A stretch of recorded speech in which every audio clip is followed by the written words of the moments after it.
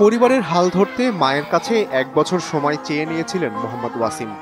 তার একদিনের মাথায়ই ছেলের মৃত্যুর খবর পেলেন মা। ১৬ জুলাই বেলা ৩টার দিকে চট্টগ্রাম শহরের ১৬ শহর এলাকায় শিক্ষার্থী আন্দোলনে হামলার শিকার হয়ে নিহত হন ওয়াসিম। তার গ্রামের বাড়ি কক্সবাজারের পেকুয়া উপজেলার সদর ইউনিয়নের বাগগুজারা বাজারপাড়া এলাকায়।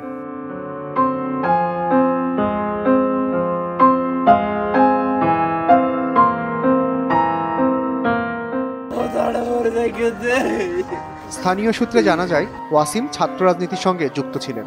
পেকুয়া উপজেলা ছাত্রদলের আহ্বায়ক কমিটির সদস্য ও চট্টগ্রাম কলেজ যুবদলের যুগ্ম আহ্বায়ক ছিলেন তিনি।